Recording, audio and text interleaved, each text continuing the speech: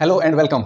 Albert Einstein ने जो 1905 में थ्योरी ऑफ रिलेटिविटी जो इंट्रोड्यूस किया था, वो आज तक भी इवन बीएससी स्टूडेंट्स को भी क्लियर नहीं है। 7th 8th की तो बात ही दूर है, डिटेल से नहीं, लेकिन 8th लेवल पे यूएस के अंदर स्टूडेंट्स को वो सारी चीजें बता दी जाती हैं। लेकिन why not we discuss about theory of relativity? Today I am introducing this theory of relativity and it is very interesting topic used in daily life also. So let's start. This is introduction to special theory of relativity. Albert Einstein ने पहले special theory of relativity, उसमें उसने एक fix जो है कुछ constant लिए, फिर उसके बाद उसको जनरलाइज किया। After that he introduced general theory of relativity. तो थ्योरी ऑफ रिलेटिविटी के अंदर हमारे जो मेन टॉपिक रहेंगे वो रहेंगे, फर्स्ट रहेगा time dilation. Time dilation according to this theory, moving clocks always run slow. Moving clock जो है वो स्लो रन करता है, तो वो डिटेल से हम पढ़ेंगे। एक वीडियो में सारा कवर नहीं हो पाएगा, लेकिन जो बेसिक चीजें हम इस वीडियो में इंट्रोडक्टरी पार्ट में करेंगे। फिर दूसरा है length contraction, that is length contraction. अगर मैं इस मार्कर को, according to Einstein, you will be surprise, अगर मैं इस मार्कर को किसी स्पीड से परपेंडिकुलर इस डायरेक्शन में मूव करवाता हूं, तो उसने कहा इसकी लेंथ सेम रहेगी। अगर इसी मार्कर को इसको हॉरिजॉन्टली जिस डायरेक्शन में मूव करवाए, उसी डायरेक्शन में अगर इसको मूव करवाऊं, very fast speed, not ordinary speed, very fast speed, may be half the speed of light, then the length of this marker will reduce, कम हो जाएगी। इसको बोलते हैं लेंथ कॉन्ट्रैक्शन। तो सेकंड टॉपिक रहेगा हमारा लेंथ कॉन्ट्रैक्शन। फर्स्ट है टाइम डायलेशन। मूविंग क्लॉक जो है उसमें टाइम स्लो होता है, तो टाइम डिफरेंस आ जाता है। और फिर रहेगा हमारा प्रिंसिपल ऑफ साइमल्टेनिटी। क्या दो क्लॉक्स जो हैं वो हमेशा सेम टाइम बताएंगे? अगर एक क्लॉक किसी दूसरे प्लेस पे है, एक यहां पे है, तो क्या उनका टाइमिंग सेम रहेगा? तो principle of साइमल्टेनिटी।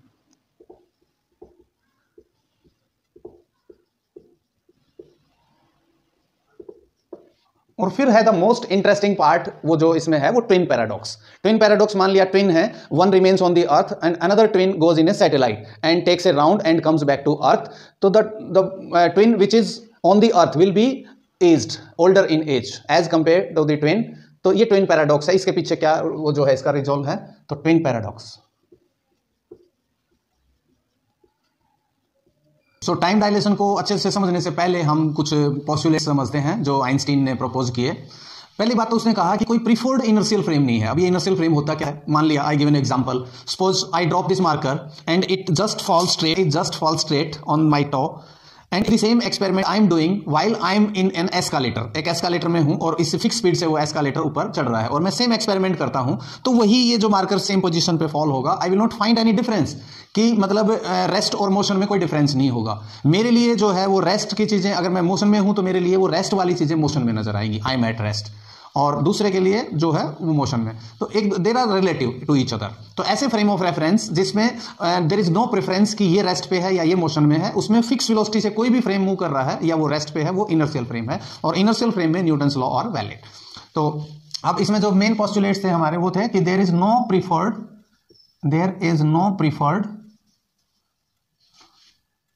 Preferred inertial frame of reference.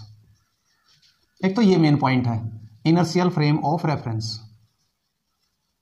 और दूसरा पॉइंट है इसके अंदर कि जो स्पीड ऑफ लाइट है वो इनवेरिएंट रहेगी in all inertial frame of reference. वो चाहे रेस्ट पे है चाहे मोशन में है, speed of light will remain invariant. Speed of light will remain invariant in all inertial frame of reference. Inertial frame of references.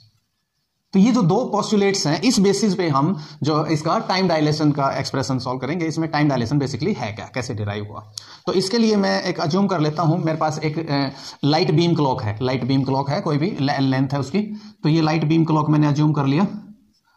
यहां पे ये प्लेन मिरर्स हैं और एक लाइट बीम है, और यहां से कोई फोटोन जो है निकल के ऐसे मूव करता है और वो स्ट्राइक करता है विद स्पीड ऑफ लाइट ऐसे straight from A to B and back to A. ये एक इवेंट हो रही है। तो this event is observed by two observers. दो ऑब्जर्वर हैं, वो इसको देख रहे हैं। एक ऑब्जर्वर का नाम मैंने लिख दिया एस, इस फ्रेम से देख रहा है ये एस एट रेस्ट मान लिया, मैंने अज्यूम कर लिया एट रेस्ट।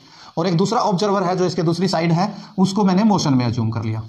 तो ये एस प्राइम फ्रेम है, एस प्राइम, ये X dash Y dash Z dash, इसके लिए जो है कोऑर्डिनेट्स भी डिफरेंट होंगे, ये एक्स वाई और जेड। तो ये दो ऑब्जर्वर हैं, ये मूव कर रहा है विद वेलोसिटी v। तो इन एक्चुअल जो है जब ये मूव कर रहा है तो ये खुद में रेस्ट पे है, इसके लिए ये लाइट बीम क्लॉक, ये लाइट बीम क्लॉक और ये ऑब्जर्वर, ये दोनों मूव कर रहे हैं। जब हम इसके पर्सपेक्टिव से बात करेंगे तो इसको रेस्ट पे ज्यूम करेंगे, and this light beam clock and this observer S is moving towards right. और जब इसके पर्सपेक्टिव से बात करेंगे तो ये रेस्ट पे है, इसके लिए ये खुद भी रेस्ट पे है और ये मूव कर रहा है इसके लिए। तो पहले हम अज्यूम करते हैं और ये डिस्टेंस ले लिया मैंने l। अब इसके पर्सपेक्टिव से बात करते हैं तो time taken by this light to reach from a to b and back to a, that time will be simply 2l upon c, distance covered by speed will remain invariant. अब second case, अब इसके perspective से बात करते हैं तो जिसके perspective से देखेंगे तो ये रेस्ट पे होगा और इसको ऐसा लगेगा कि ये लाइट बीम v स्पीड से इधर आ रही है। तो जब लाइट बीम यहां से a से ओरिजिनेट होगी और वो b की तरफ चलेगी तो the position of b will be changed. वो b जो है वो यहां पे जा चुका होगा उस टाइम पे, तो बेसिकली वो बीम यहां पे स्ट्राइक कर रही होगी यहां पे इसके लिए फॉर ऑब्जर्वर s प्राइम, और फिर after that it will again come back और ये जो है पोजीशन a की शिफ्ट हो जाएगी यहां पे। तो this will be the path of the beam और उसकी स्पीड रहेगी c। तो ये डिस्टेंस हमने कैलकुलेट करनी है। This length of the road will remain unchanged, ये लेंथ चेंज नहीं होगी क्योंकि मोशन जो है इसके परपेंडिकुलर हो रहा है। तो इस लेंथ को मैंने वही l ले लिया। तो अब ये डिस्टेंस मैंने निकालना है, ये डिस्टेंस कैसे निकलेगा, दिस, इसको मैंने x मान लिया, ये l है, तो this will be x square plus l square under the root, और उसका डबल कर देंगे तो ये टोटल लेंथ आ जाएगी और डिवाइडेड बाय c। तो ये जो है टोटल टाइम लगेगा इस फ्रेम के लिए, उस टाइम को मैंने नाम दे दिया t डैश। अब इस x की वैल्यू क्या होगी, ये x कितना होगा, यहां से यहां तक टोटल टाइम t डैश लगा है और स्पीड है इसकी v स्पीड से ये लाइट बीम इसके लिए अपीयर हो रही है मूव करती हुई। तो ये जो टोटल डिस्टेंस है उसका ये हाफ है। तो ये this x will be v t dash, इसके लिए जो टोटल टाइम मैंने t डैश लिया है तो v t डैश यहां से यहां तक ये टोटल उसका हाफ है, ये बाय 2। तो ये यहां पे सब्स्टिट्यूट कर देंगे तो दिस t डैश c से इधर मल्टीप्लाई कर दूं अंडर द रूट 2, x की वैल्यू पुट कर दी मैंने v t dash by 2 whole square plus l square.